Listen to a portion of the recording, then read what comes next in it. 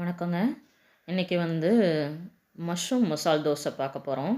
Hotel போனாலாம் இப்போ பன்னீர் மசால் dosa, mushroom மசால் தோசைலாம் கிடைக்குது. எப்படியும் ஒரு ரூ. 120 ரூ. 150 வரைக்கும் ஆகுது. ரூ. 70க்கு ஒரு பேக்கெட் பன்னீர் மஷ்ரூம் வாங்கினா ஒரு 4, 5 பேர் சாப்பிட்லாம். சூப்பராக மொறு மொறுன்னு தேங்காய் சட்னி மட்டும் இருந்தால் போதும்.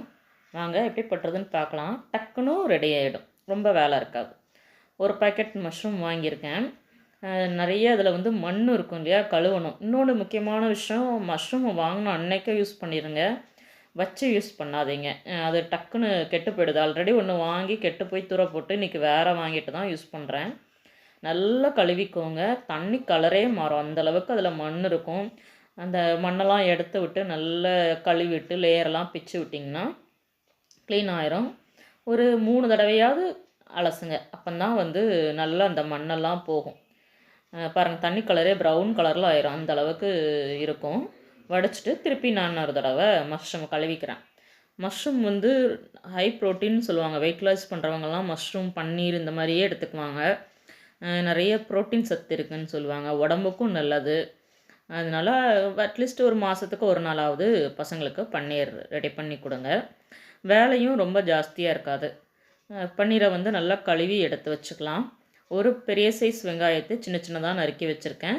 ஒரு பெரிய சைஸ் தக்காளியும் குட்டி குட்டியாக நறுக்கி வச்சுருக்கேன்.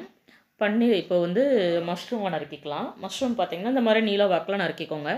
ரொம்ப குட்டி குட்டியாக நறுக்குனிங்கன்னா அது இருக்கிற இடமே தெரியாமல் குழஞ்சி போயிடும். இந்த மாதிரி நீல வாக்கில் நறுக்கி எடுத்துக்கோங்க. இல்லை ரொம்ப குட்டியாக வேணுனாலும் நீங்கள் அது உங்கள் விருப்பம்தான். இஞ்சி பூண்டு தட்டி வச்சுருக்கேன். நிறைய தக்காளி வெங்காயம் வேண்டாம், அப்புறம் தக்காளி தொக்கு மாதிரி ஆயிரும். கொஞ்சம் மஷ்ரூம் எடுத்து வச்சுருக்கேன், நாளைக்கு காளான் செய்யலான்னு. இப்போ கடாயில் எண்ணெய் ஊற்றி இஞ்சி பூண்டு விழுது போட்டு நல்லா தாளிச்சிக்கலாம். பட்டை சோம்பு இதெல்லாம் போடாதீங்க, ஏன்னா தோசையில் ஸ்ப்ரெட் பண்ணி போகிறதுனால அந்த வாயில் வரும், நல்லா இருக்காது. வெறும் இஞ்சி பூண்டு இருந்தால் போதும். இஞ்சி பூண்டை நல்லா வறுத்துட்டு வாசனை வந்ததுக்கப்புறம் பெரிய வெங்காயம், கருவேப்பிலை சேர்த்துக்கலாம். கருவேப்பிலை சேர்த்து நல்லா வதக்கிக்கோங்க. கண்ணாடி பரம் வரைக்கும் வதக்கிக்கோங்க. மஷ்ரூம் தண்ணி விடுற காய் தான், அது மாதிரி கொஞ்சம் உப்பு சத்து இருக்கிற மாதிரி இருக்கும். மஷ்ரூம் எப்போ எது செஞ்சாலும் கொஞ்சம் உப்பு கம்மியாக போட்டு செய்யுங்க. தக்காளி கொஞ்சம் வெங்காயம் வதங்கினோடனே தக்காளியை சேர்த்துடலாம். ஒரு பெரிய சைஸ் தக்காளியை சின்ன சின்னதாக நறுக்கி வச்சுருக்கேன். நீங்கள் ஒரு பேக்கெட் ஃபுல்லாக செய்யணுன்னா கூட செய்யலாம். நான் காளான் செய்யலாம் சண்டே பசங்களுக்குங்கிறதுனால கொஞ்சம் எடுத்து வச்சுருக்கேன். இப்போ மஷ்ரூமை சேர்த்துடலாம். மஷ்ரூமை சேர்த்து நல்லா கிளறி விட்டுட்டு அப்புறம் உப்பு, மஞ்சப்பொடி எல்லாம் சேர்த்து மூடி வச்சிடலாம். இது கொஞ்சம் தண்ணி தெளித்து வேக வைக்கணும். வேகாமல் சாப்பிட்டா நறுக்கு நறுக்குன்னு இருக்கும், நல்லா இருக்காது. நல்லா இந்த மாதிரி வதக்கி விட்டால் பாருங்கள், வதக்க கொஞ்ச நேரத்தில் தண்ணி வெளியே வருது. தக்காளியில் வேறு தண்ணி இருக்கும்ல. இப்போ மசாலா ஐட்டம் சேர்த்துக்கலாம். உப்பு, மஞ்சப்பொடி, தனி மிளகாத்தூள், கரம் மசாலா, மல்லித்தூள், ஜீரகத்தூள், அப்புறம் சும்மா கலருக்காக காஷ்மீர் மஞ்சள் தூள், வத்தப்பொடி இவ்வளவும் சேர்த்துருக்கேன். சேர்த்து நல்லா கிளறி விட்டுட்டு மூடி வச்சிடலாம். முன்னாடி சொன்ன மாதிரி உப்பு கொஞ்சம் கம்மியாக, நார்மலாக சேர்க்குறத விட கொஞ்சம் கம்மியாக சேருங்க. ரொம்ப எப்பவும் சேர்க்குற உப்பு சேர்த்திங்கன்னா உப்பு கொஞ்சம் ஜாஸ்தி ஆயிடுது. மஷ்ரூம்க்குன்னு நல்லா பிரியாணி எது மஷ்ரூமில் செஞ்சாலுமே உப்பு கம்மியாக சேருங்க.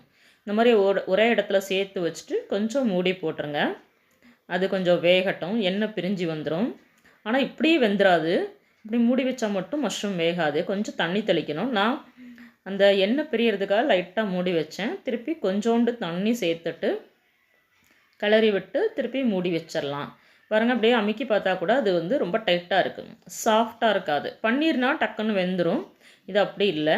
சும்மா ஒரு 1/4 கிளாஸ் மட்டும் தண்ணி சேர்த்து நல்லா மூடி வச்சு வேக போட்டுடலாம். அதுக்கு நடுவில் நான் தேங்காய் சட்னி ரெடி பண்ணிடலாம். இதுக்கு சாம்பார்லாம் வேண்டாம்ல.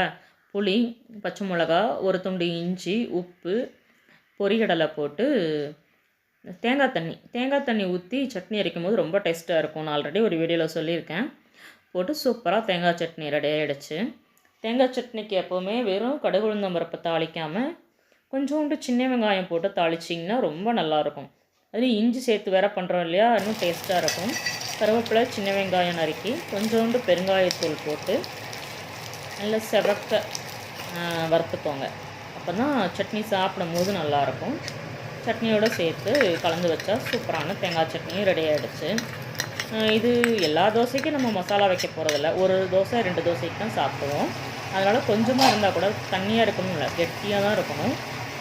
தடவி கொடுக்குற மாதிரி தான் இருக்கணும். வெந்துருச்சு நல்லா அமுக்கி பார்த்து கொஞ்சமாக சீனி சேர்த்துக்கோங்க. எதுக்கு அப்படின்னா தோசையில் ஊற்றும் போது தோசை நல்லா மொறுமொறுன்னு வரும். இப்போ தோசை கையோடு ஊற்றிடலாம். மணி ஆல்ரெடி 8:30 ஆகிடுச்சு. தோசை ஊற்றிட்டு மேலே மஷ்ரூமை வச்சு நல்லா எல்லா இடத்துலையும் ஸ்ப்ரெட் பண்ணி விட்டுருங்க. மசாலா தோசை மாதிரி ஒரு இடத்துல வைக்காமல் ஸ்ப்ரெட் பண்ணி விடுங்க. அப்போ தான் ஒவ்வொரு பைட், அதாவது ஒவ்வொரு துண்டுக்கும் இந்த மசாலா நல்லாயிருக்கும். மூடி வச்சு ஒரு கப்பு மட்டும் வேக விட்டு அப்படியே ரோல் பண்ணி தேங்காய் சட்னி வச்சு சாப்பிட்டோம்னா ரொம்ப சூப்பராக இருக்கும். நீங்களும் ட்ரை பண்ணி பாருங்கள். நம்ம நார்மலாக தோசைக்கு வைக்கிற சாம்பாரை விட நீங்கள் சாம்பாருக்கு பதிலாக இந்த கிரேவி வச்சு செய்ய போகிறீங்க. செஞ்சு பார்த்துட்டு எப்படி இருந்ததுன்னு சொல்லுங்கள். தேங்க்யூ.